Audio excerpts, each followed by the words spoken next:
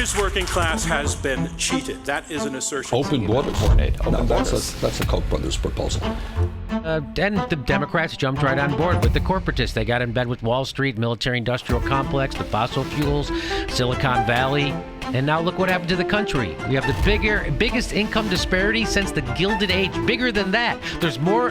Expanded trade has thrown the working class into much more competition than they experienced before trade with lower wage countries took off. Can say is that as a country, we have to make a different set of choices because the choices we've made have hurt working people. Congressman, because I wouldn't know what to tell you to write. I don't know what to do about the depression and the inflation and the Russians and the crime in the street. All I know is that first, you've got to get mad. You've got to say, I'm a human being. God damn it. My life has value. Hello, and welcome to another Institute for Sound Public Policy podcast. I'm your host, Kevin Lynn, and we have an amazing show in store for you today. If you are curious, like me, about what's going on along our Texas border as millions of immigrants have poured across it since the Biden administration took power, you're in for a real treat. Over the weekend, I had the opportunity to sit down with Todd Bensman and Sheena Rodriguez, two Texans heavily engaged in not only recording what is happening, but also doing yeoman's work to push back against it. Todd Bensman is the Center for Immigration Studies Texas-based Senior National Security Fellow. He's the author of Overrun: How Joe Biden Unleashed the Greatest Border Crisis in U.S. History, and America's Covert Border War: The Untold Story of the Nation's Battle to Prevent Jihadist Infiltration.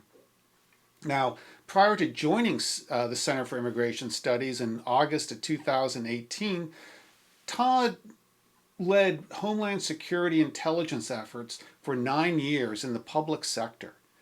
Bensman's body of work with policy and intelligence operations is founded on more than 20 years of experience as an award-winning journalist covering national security topics with particular focus on the Texas border.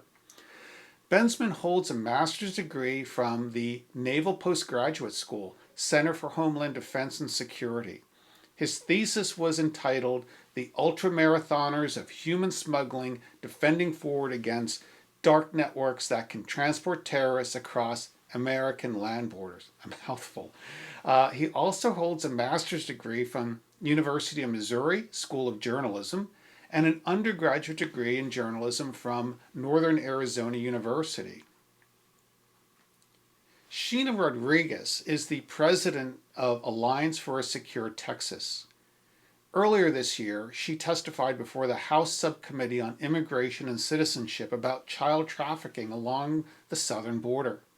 She is a wife and homeschooling mother who began her activism in the pro-life movement by serving several years as a volunteer counselor at a local crisis pregnancy center. Since 2021, she has focused her efforts on raising awareness of the negative consequences of a porous border and views border-related issues as an extension of the pro-life movement. When not at the border, Sheena can often be found at the Texas Capitol attempting to influence legislation to help fortify Texas. The Alliance for a Secure Texas also strives to help educate everyday Texans so they can become engaged on the grassroots, state, and local levels. This includes helping research and educate on constitutional action items. By doing so, Sheena and Alliance for a Secure Texas hope to combat the negative consequences of the relaxed border policies impacting every Texan and every American for that matter. One final note, we had a camera failure during the shoot, and as a result we had to go with using just one camera angle as opposed to three. So the visual might be a little monotonous, but the audio is perfect and the content is exhilarating. So, ladies and gentlemen, enjoy the show. Sheena, Todd, great to have you guys here at the Institute for Sound Public Policy for about 45 minutes. Great to be here. Thanks for having me. Super excited. Fantastic, fantastic. Well, you guys are a long way from home here in Washington, D.C. Great to have you here for the weekend. But boy, the whole country wants to know what is going on in Texas. So I thought I'd start with you, Todd, get a 500 foot view of what's going there, and then ask you the same thing, Sheena, and then we'll get into some real specifics and if you describing how you feel things can be, how you feel the crisis is impacting the state of Texas and the country, and what you're doing to fix it. Absolutely. Great. So Todd, go ahead. Well, I think that it's obvious by now that the southern border is in the midst of probably the greatest escalating spike of the entire 3-year-long mass migration crisis, which itself is an incredible historic spike. We're going into an era of like a new norm of an extremely high benchmark of people crossing in family groups and unaccompanied minors, singles. And the reason why we're having this incredible surge, and I believe it's a permanent surge, at least until there's a change at the White House, if there is because the administration thought that it could say we're going to be tough at the border and that everybody would be scared away. Mm-hmm. But that actually the way it works is they hear a new policy of a tough policy, and then they send a few vanguards out to test it. And those vanguards all found that they were being let in. Just like before, they send the selfies back and they talk in the chat rooms about like, well, they let us in. And just like before, nothing bad happened. It took a month or two to spread across the globe. That good word has spread everywhere to every corner of every nation on the planet. And so the entire world is uprooting and on their way to take advantage of this incredible opportunity for them to just get in. It's really not much more complicated than that. We are letting them in. And when you let them in, everybody behind them wants to be let in too. And so it's a self-propelling cycle of heightening, escalating numbers. And that's where we are. That's where we're going to be for the rest of the Biden term. Wow, that is a pretty pessimistic, Todd.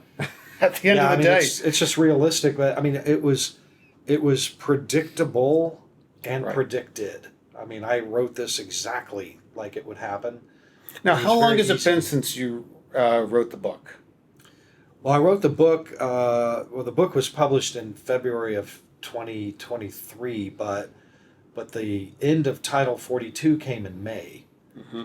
So, it was just a matter of talking to a lot of migrants and knowing how they think and how they decide whether to pull the trigger on staying home or leaving for the border. And so it was really obvious what they were going to do. They just wanted to know, are they going to be tough with us or not?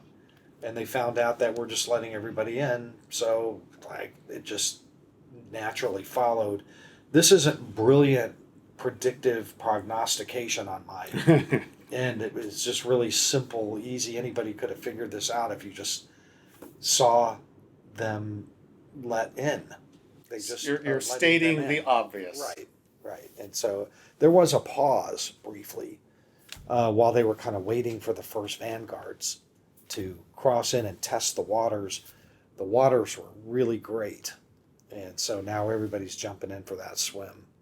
Wow. So Sheena, Texan born and raised like Todd, what are your thoughts on this? Well, I think that what we focus at Alliance for a Safe Texas, we don't just focus along what's happening along the physical border, southern border, but also the negative consequences thereafter, mm-hmm. right? And I think we're starting to see an advancement, going exactly what along with what Todd just said, if you incentivize it, they will come, right? And so what we're starting to see is people waking up to the incentivizing factors on the city and county levels with some of the ordinances and socialistic style type programs that is starting to incentivize them because they're not staying along the border. The thousands that are coming over right now as we speak are not going to stay in Brownsville, Roma, La Jolla, Eagle Pass, or El Paso. Most of them are going to continue throughout the state of Texas into the various areas and, of course, even further into the interior. And so if you have these policies that are incentivizing it, especially in the schools right now, people are fine. How long have you been talking about this? How long have I been talking about it with the schools and seeing that? People are starting to see it now. And your taxes and our property taxes. In Texas, we just had a whole special session about property taxes. Well, I hate to give people even more pessimistic news, but it's not going to make a lick of a difference when you factor in the fact that, like, for example, in HEB, ISD, Independent School District, where I am, we're now facing a nearly a 1 billion with a B additional bond on. Really? Yes. And we are even though we live in a suburban area, we are by no means one of the larger school systems. So I think that that's the other thing. We were just talking about the homeless population in the Metroplex areas all throughout. I live in North Texas, so quite literally hundreds of miles away from the border and far removed, traveling in the hill country and all over various areas throughout Texas, just Texas alone. And people are really starting to see the impacts already. And that was just from the population that's come in over the last over 2 years. So imagine now with this other influx that is going to continually stream over. It's terrifying. It is terrifying. When I was in the McAllen area, Texas, along the Rio Grande, I asked a Border Patrol agent, what is the apprehension rate? And at that time, he said about 20,000 a week along the entire Rio Grande Valley sectors. That's the whole southern border of Texas. And now we're hearing where several thousand are coming through just one spot in a day. This is crazy. So, Todd, what are the numbers here? Right. So in recent weeks, we're back up into the 10,000 a day range. We had one day a few days ago from the day that we're recording this that was over 14,000. These are really record-breaking, out of all imagination kind of numbers. I'll just remind you, a few years ago, somebody asked Jay Johnson, the former DHS secretary, what's a crisis number to you? And he said, man, if I wake up and I hear that there's more than 1,000 a day apprehended along the border, I'm going to have a bad day, and that is a major crisis for us. So that gives you a little bit of a contextual benchmark for what 14,000 a day is. But I mean, in fairness, over the course of the last 3 years, it's been more in the neighborhood of 7,000 a day for years now. So only 7 times what a crisis is. But we're out of that. That's the good old days now. We're going to be looking at 10,000 and up from here on out. The numbers that are coming through are just astronomical. To give you an idea, we typically have about 200,000 a month apprehensions at that border. And it's been like that for, 16, 18 months straight. 200,000. Think about 3 giant football stadiums filled to the rafters coming in a 4-week period, right? It's a city coming in every single month. The numbers that right now are coming through the Darien Gap, which is way down in Panama. And that's the Colombian Panamanian border, correct? Or it's called the Darien Gap. It's a bottleneck where people from around the world cross through for decades. The most that ever came through the Darien Gap in a year was 7,000, 8,000. In a year? Under 10. We have 350,000 right now this year. Okay, last month we had 85,000 counted by the Panamanians in 1 month. That's 8 times the annual norm in a single month. This year, this month, right now we're talking here in the late September, it's going to be well in excess of 100,000 crossing through the gap. All of them are headed for us right now. You ain't seen nothing yet in the last 3 years compared to what we're about to get hit with. You know, Kevin, if I can, I said almost 2 years ago, by the time that Americans wake up to how bad this really truly is, it's going to be too late. And I fear that if we're not already there, it's coming. Like it really is. If you talk to any, and I'm sure you could verify this, any good Border Patrol agent under normal circumstances would tell you that, because we're talking about apprehensions. Those are the encounters, right? Mm-hmm. Those are the ones that are actually documented. Simultaneously, I was getting messages from my CBP friends down there along the border saying, and also some officials down there in Kinney County, who, as this flood was arriving in Eagle Pass, guess what else was rising up? I saw footage from Normandy, which is in kind of the in-between area leading right up to Kinney County. So the smuggling, those who are trying to actively not be encountered is also simultaneously going up. So they're called runners. Yes, they're running. Your gotaways. And so any CBP officer would tell you that on a good day, they maybe encounter 20 to 30% of what's coming over. So these numbers you're talking, several thousand, that represents probably 30%. Those are the ones that we know. Those are the ones we know about, but they're somewhere in the order of. So if we're looking at 14,000 a day, let's say 10 to 14,000 a day going forward. Those are the ones that a Border Patrol agent laid hands on and processed in. Mm-hmm. What Sheena's talking about are the runners, where we just saw their footprints in the sand and nobody got caught, or a drone caught them, or they pinged on a camera or whatever, and then they count those up and send them to headquarters. Those we typically have 60 or 70,000 more a month. And that's just what we know of. So when we're talking like in Texas, we have Operation Drawbridge that has been in place for quite some time. Mm-hmm. So like where Border Patrol sets up the cameras, so they estimate, like somebody will literally watch the game cam footage and say, that's maybe 100 that crossed through that ranch, right? That we're estimating, or like from what Todd said, from the footprints that we can make out. And that's what I was talking about, like in Normandy, that I just saw recent footage of the trails, the people coming through there, which is terrifying because they're the ones that are actively trying to avoid law enforcement. And so that's why this is kind of important too, is that it's not just like, these are the ones that Todd just referenced to are the ones that want to get caught. What we're seeing under the bridge, and it used to be under the bridge in Del Rio. Now we could say under the bridge in Eagle Pass. But imagine as that number is going up, so is the ones that don't want to be encountered. Wow. I want to delve more into some of these numbers, because you said, well, this is a city. Well, I come from a city of 55,000. That's where I'm living now. None of these people. Breakfast. Mm-hmm. Right. Breakfast hour, man. None of these people are bringing highways with them, roads, sewage systems, water systems, schools. All of this has to be provided. And you mentioned, Sheena, the $1 billion bond is it your county or that's my ISD? So that's in Texas we have independent school districts, and so which is kind of different than some other states. But I live right in between Dallas and Fort Worth, right? So I was a graduate of Trinity High School, which is pretty nationally known, but it's still it's by no means is this an independent school district that is like of Dallas or Houston, right?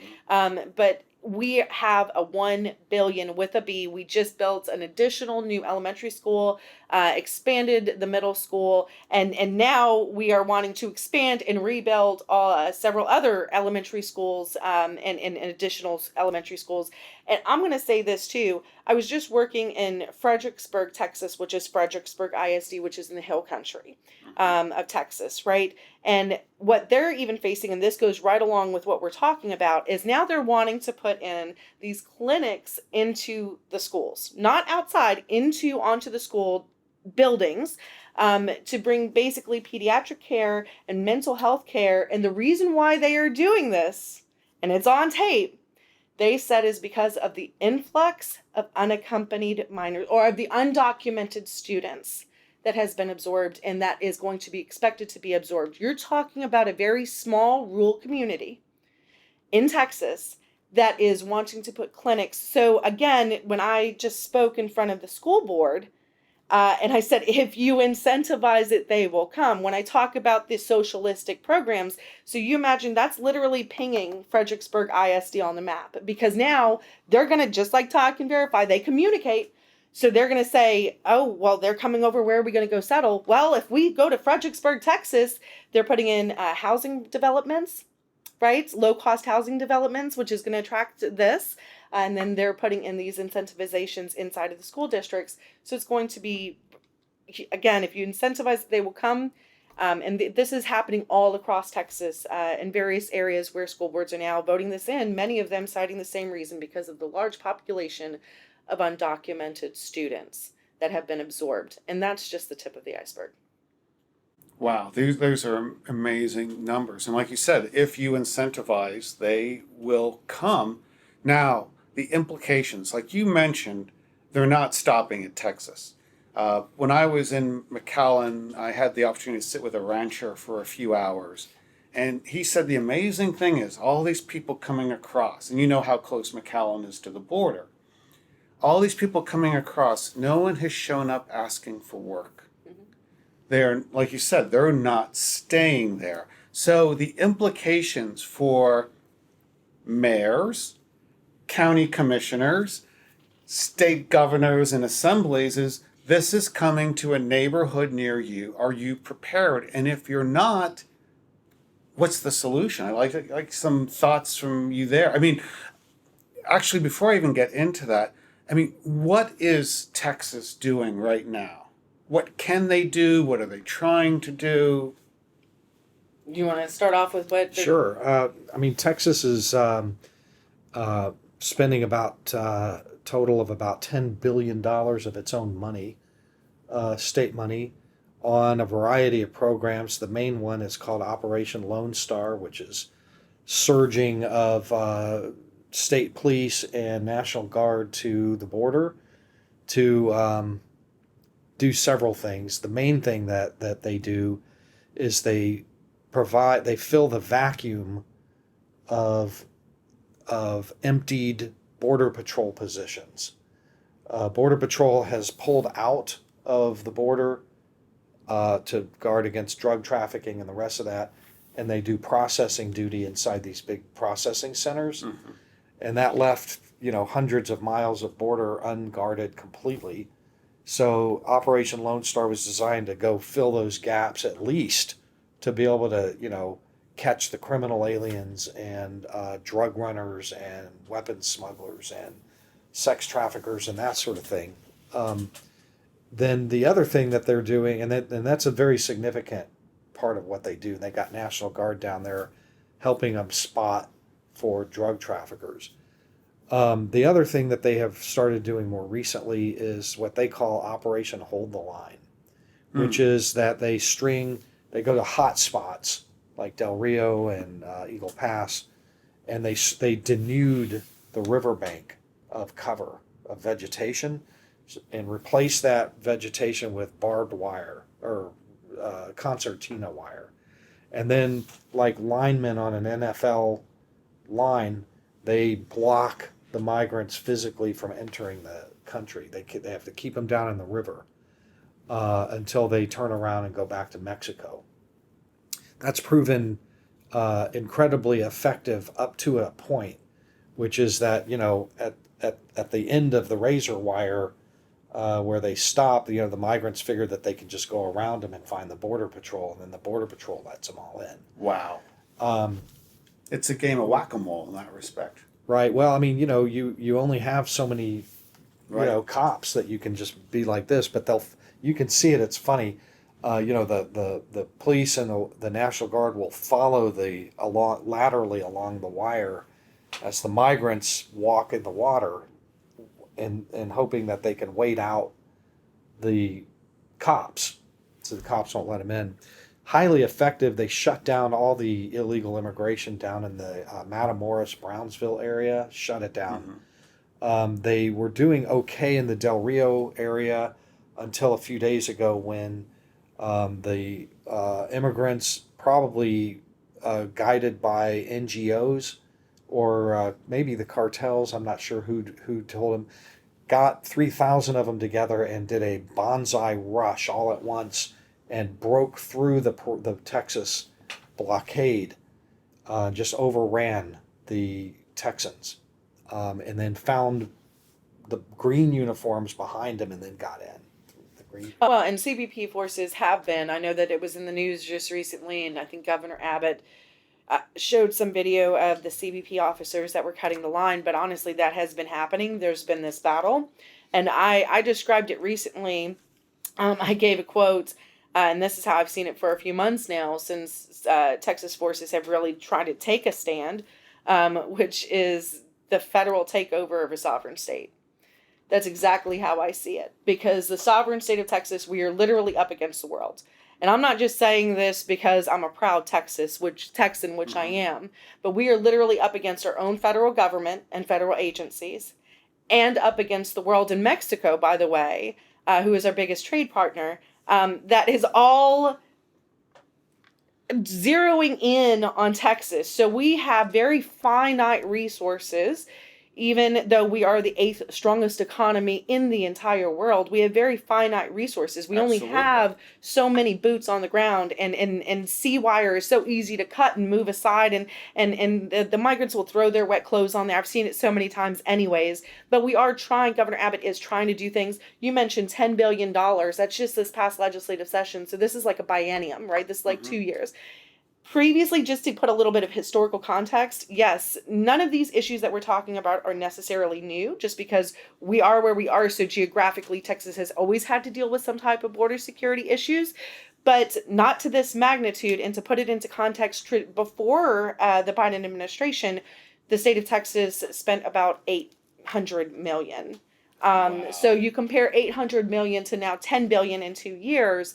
That's and prior to that, it was 800 million in collaboration with. That's why we had Operation Drawbridge. That's why we had all these different systems in place, because we were working collaboratively, not on its own. We were working collaboratively with DHS and ICE. And the federal government as well. So it wasn't like Texas on its own. So this really kind of is, unfortunately, like the Alamo movement, but it feels like... The Texans are blocking them at the river, but the Biden Border Patrol are letting them in. Off of their that distinct border. And so you know how the there's Alamo two worked different out. policies at work right next to each other, and it's kind of an interesting thing. Texas is doing one other interesting thing that nobody ever really talks about is in order to coerce the Mexican states on the other side to collaborate on their side.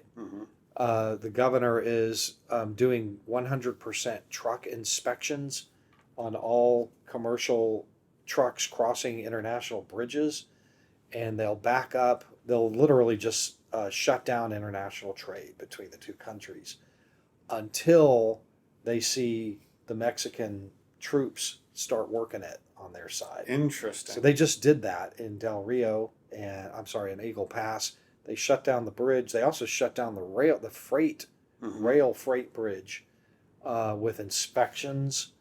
Meaning, we're going to take about an hour per truck.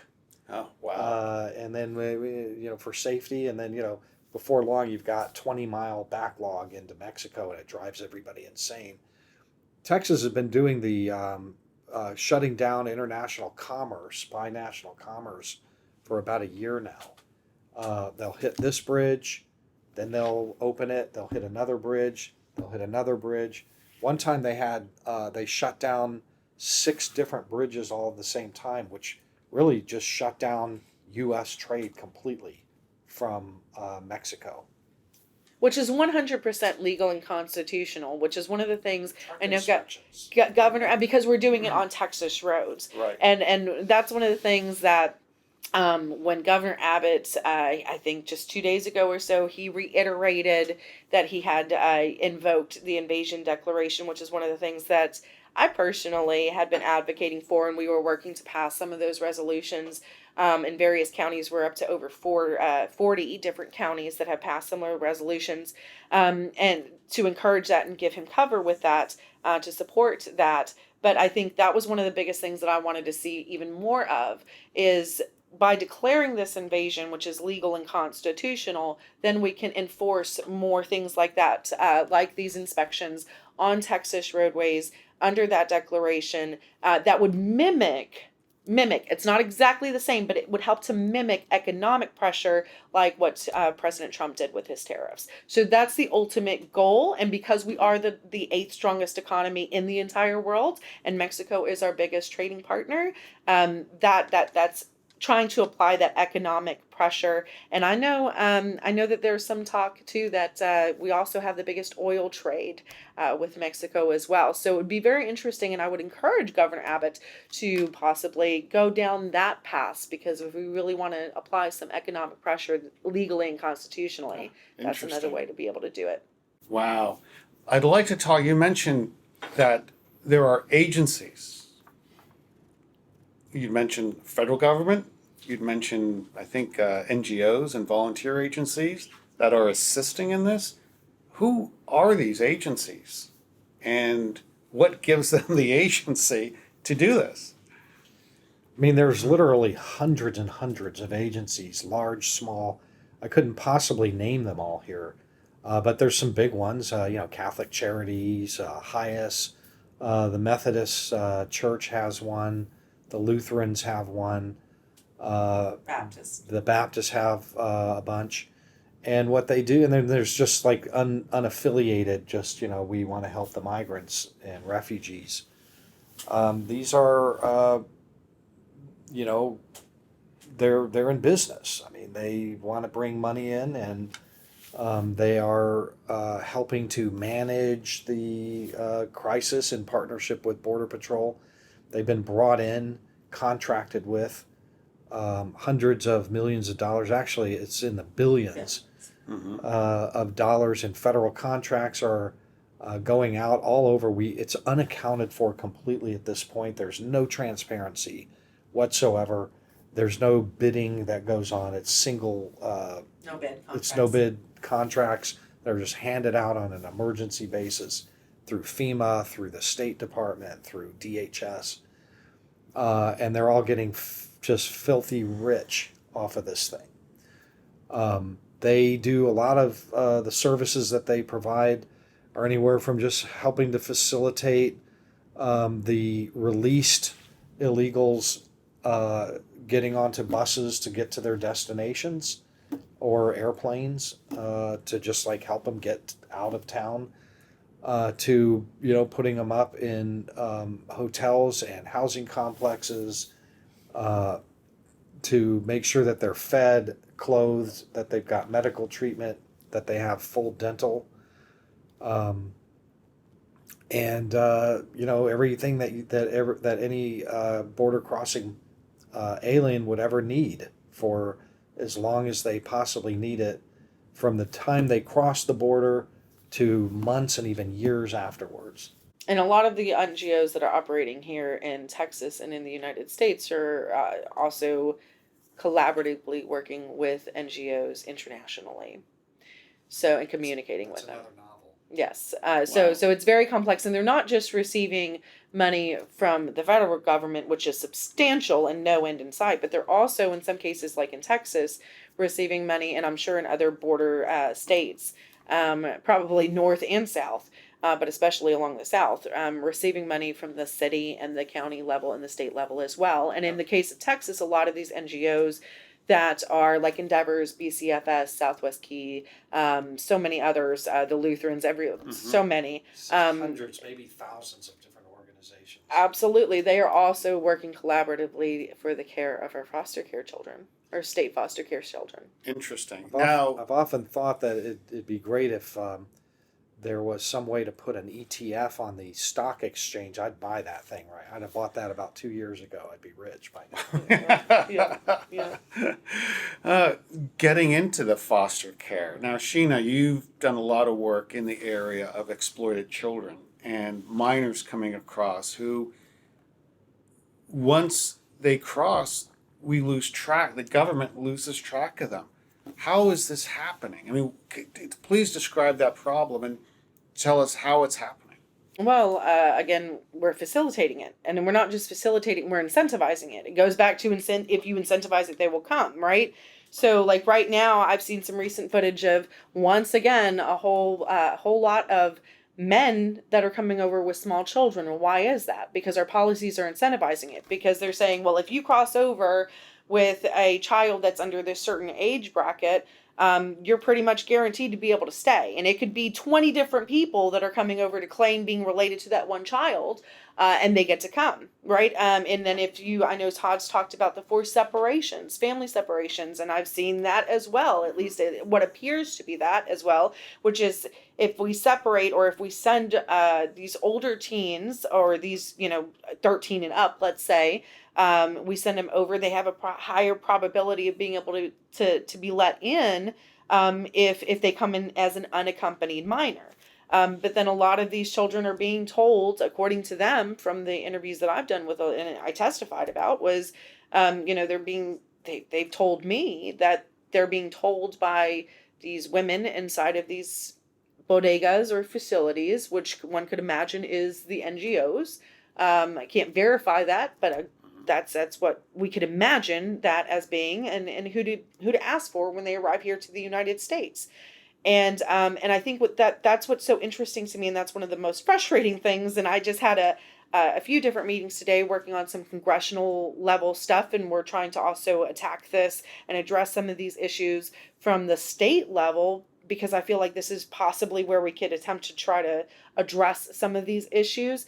While everyone wants to point the fingers at HHS and ORR, and rightfully so, what a lot of people miss is that these NGOs are really the middleman. And you were there when I spoke recently at a conference, and I explained the money that's being made on all these different levels, and the connections from the international down to the most local list of levels. But then in addition to that, it's a lot of these NGOs that are actually doing the quote unquote vetting for these sponsors. I've sat down with some of the NGOs that are operating there in the state of Texas, and I've asked them questions about their vetting process and everything, and how they're doing it, and what systems that they use, and how they're verifying how these workers, are they trained on document fraud and things of that nature. And a lot of the responses conflicted with even just policy that's written in there, and then contradicted themselves. And this one in particular NGO, for example, had never previously had any prior experience with unaccompanied minors directly. They were called in to come and help other bigger ones like Catholic Charities before, but this was the first time that they had ever received any direct contracts, and yet they received billions in dollars this time around, as soon as the Biden administration stepped into office with no bid contracts. And I think that one of the most frightening things is that Texas, not only do we encounter the most unaccompanied minors, but we also absorb, meaning that the number of unaccompanied minors released to sponsors that are living in the state more than any other state. California and Florida are number 2 and 3.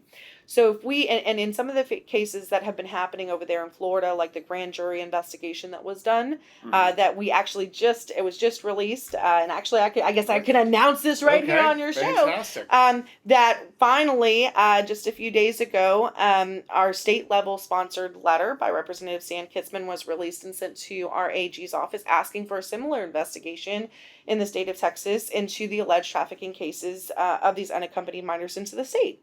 And Florida's already done that. And a lot of the cases of what they found in Florida actually was right back brought into Texas. A lot of these children that were found to being trafficked in the state of Florida through their grand jury investigation actually was sent by NGOs based in Texas. And so that's why this is so important. And so we are never going to be able to address these issues if, number one, we do not address the incentivizing policies that are bringing them here. And then number two, not addressing the issues of actually, like Todd had referenced to earlier, the transparency. There's no communication whatsoever.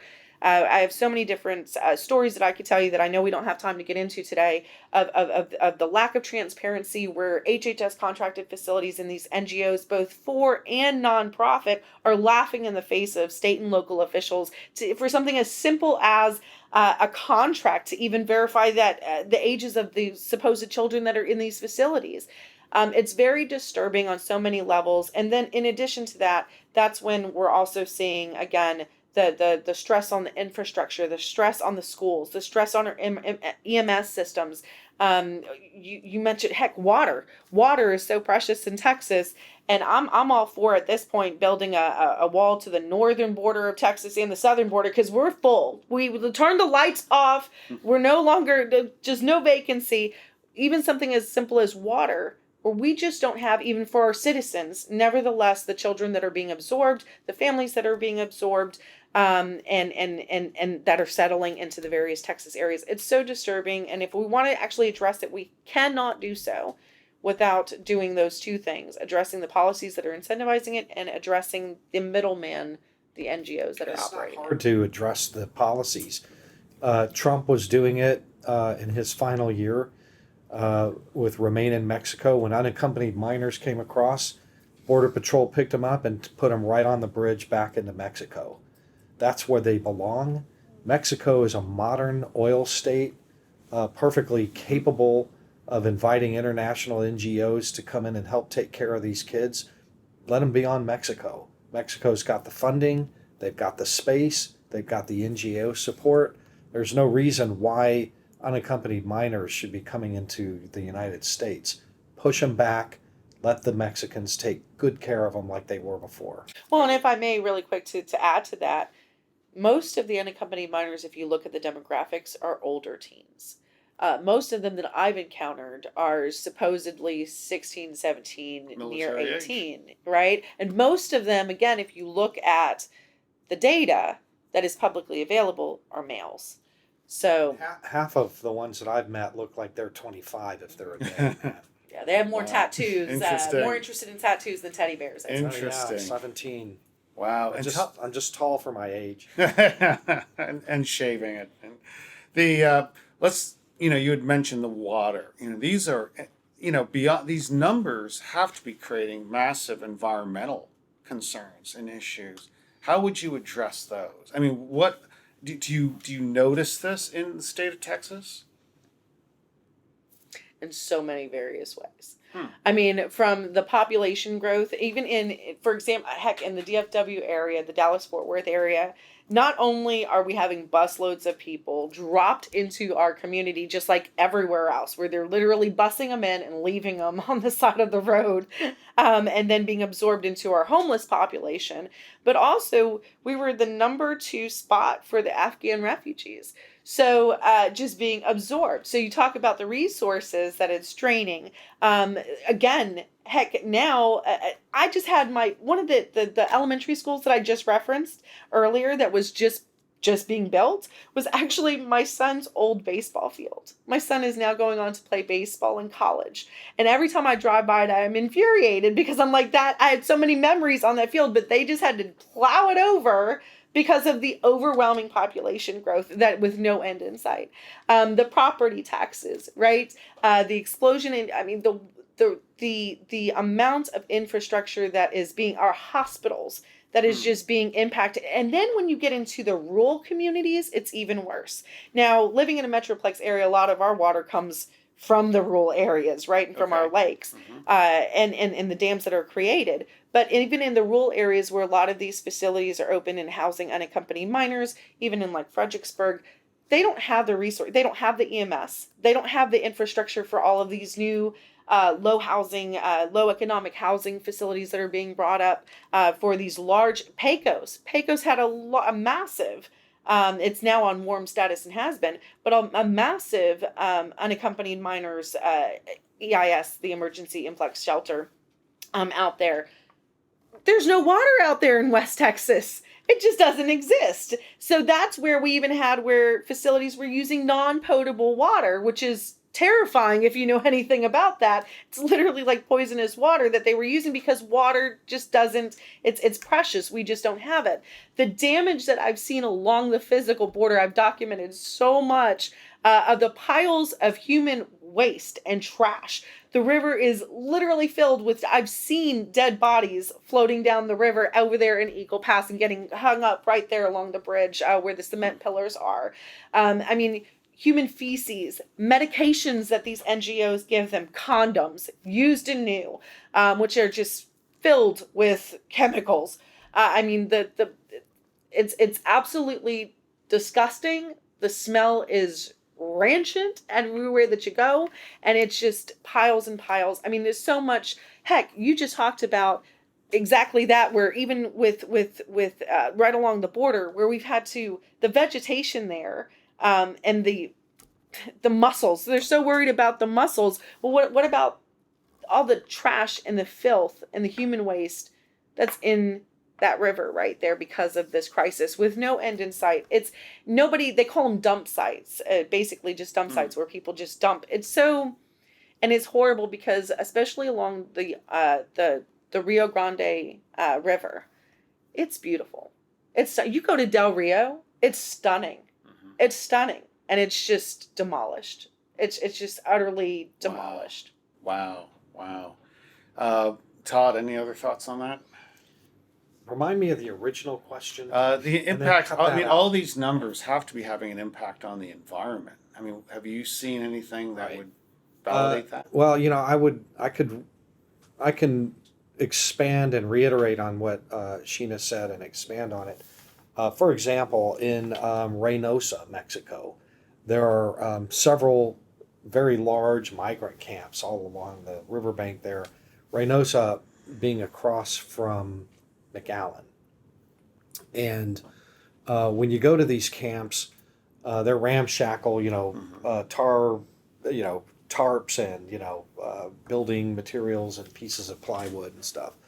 But on the riverbank, if you go out just beyond the perimeter of these, you can see trash piles, 4 foot high, tumbling down to the river, all the way down the river. They just throw their bags, their garbage, their diapers, their everything you can imagine in a regular, household waste situation, tumbling down into the river. And there are multiples of those. You can see those anywhere there are these camps. You'll see this massive piles just tumbling down into the river. And then when it rains or when there's a mudslide, eventually I guess everybody's hoping that it'll all just kind of go down into the river. There's a thing that immigrants do when they cross. You'll see this. They'll put a spare set of clothes in a trash bag. Okay. Tie it up, and then they'll swim across in the clothes they're wearing. The clothes they're wearing are to be discarded as soon as they get over there, because now you've got to be, you don't want to be walking around in wet clothes. So they strip their clothes and put the dry ones on and then throw the bag away. And there are lots of places along the river where tens of thousands of migrants are doing this all in the same 1,000 yards or 2,000 yards. And so the very sensitive riparian habitat of a riverbank becomes completely matted, 2-3 feet high, where nothing can live. Everything only can suffocate underneath, for as far as the eye can see, of just this old clothing and trash and needles and everything that they were carrying. They just throw it in garbage. And so you have to wonder, how that impacts local wildlife and for deer and Right. there are all kinds of creatures that live down there, including bears and bobcats and cougars, and it's very the riverbank along the river Rio Grande is in areas is very It has to be rich with very wildlife. rich, biodiverse. I'm not a biologist by any stretch, but I can tell you that you cannot walk along there and not figure that this had a terrible impact on all of the creatures that live there, that fly or walk or graze or are predators and everything there. Also, I'm going to just call it human waste. That is what Sheena mentioned is very definitely everywhere down there. There are thousands of thousands. There's a migrant camp that stretches for at least 2 or 3 miles long in Matamoros, and it's been there for 5 years. And it is packed with thousands and thousands of people who don't always go to the porta potties that are provided. Right. They're just down there in the river. Every morning they're down there in the river. And it is just not a coincidence that downstream from these camps is this invasive water hyacinth plant that 100% clogs every square foot of the river surface so that no sunlight gets through. And there is no oxygen down there. Nothing can live under these water hyacinth patches that just go Wow. for thousands and thousands of yards. And it's just a coincidence that these all seem to be growing right where these massive camps are, where human beings are dumping this enriched nutrients of their trash into the water. Crazy. The hot water hyacinth problem is a major killer of fish and wildlife down there. Well, and I think so, and then we have, especially in Texas, South Texas is so beautiful, and we have the most beautiful sunsets down there. But you have so many different populations. Like I think what's always so interesting to me is that people say, well, why, Governor Abbott needs to put alligators in the Rio Grande. And I get so frustrated because I'm like, alligators are native to Texas. They are in the Rio Grande. And why do even Texans not realize this? Because the population has been pushed out. You have the bears, the ocelots, so many other different animals that are native to that area that have been directly impacted. But that's just kind of like what Todd said, that's just along the Rio Grande. When you get into the interior, because remember, these people are not staying there, and we talk about the infrastructure in the interior and the impacts to the various different environments across Texas and these rural communities and these rural areas. I mean, there really is, you cannot have millions upon millions upon millions of people coming from all over the world, descending onto, especially Texas is unfortunately the hotbed for it, and then infiltrating upwards and either settling somewhere in Texas or beyond, and there not be a legitimate environmental impact. No one in their right mind could legitimately make the case that, like, yes, there's not going to be an impact on the infrastructure, on the wildlife, not just along the Rio Grande, but on the interior as well. And let me just add one more it's kind of anecdotal, but in recent months there have been allegations against, like, say, the Texas Department of Public Safety that are doing the blocking at the river, that this is a terrible thing to force people to stay in the river because they get dehydrated, and the Texans are not offering them fresh bottled water. But if you just think about that for a second, that, why would people who are trapped in a river going to die of dehydration? It's because everybody knows that water is unpotable. You should never drink it. You're probably more likely to get ill and maybe even seriously ill if you save yourself drinking that water, that poison water, but nobody seems to catch on to this sort of conundrum of like, God, they're not giving us water. We're trapped in water. We're trapped in water, and they're not giving us water. Wow. And then where do Okay. those where do those water bottles go when after they drink Right it? into the Yeah, there you go. Well, I want to wrap up with one question. So, how do you feel about New York City?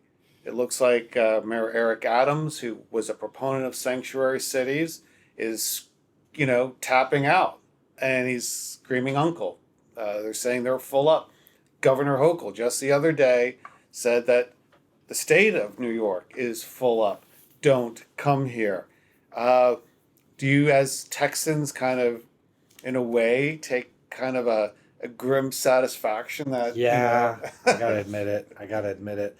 But listen, a lot of attention goes to New York because it's the Big Apple, and there are a lot of people that live there. The ground truth, though, is that every single city in America is going through the same thing, but suffering in silence. They're not saying anything. Akron, Ohio, Lincoln, Nebraska, Middle America, the Dakotas, Wyoming, Montana, Nevada. There's no city in America that is not suffering exactly what they're suffering. You just never hear about it. But it's happening in every city and town in America, and it's going to get way worse now. Like I said earlier, you ain't seen nothing yet, because this human wave that's coming now, is going to dwarf even these historic waves that we've already sort of weathered that have come in. This is just not even over by half. Wow. And it's not New York. It's everywhere. Wow. Well, coming to a city near you. It's already there. Unfortunately. It's already there. Well, Sheena Rodriguez, Todd Bensman, I want to thank you both so much for joining me today. I know my audience is really going to appreciate your insights, and my sincerest hope is that mayors of other cities across the U.S. and governors will sit up and take notice and insist that we shut down that border. Thank you very much. Thank you.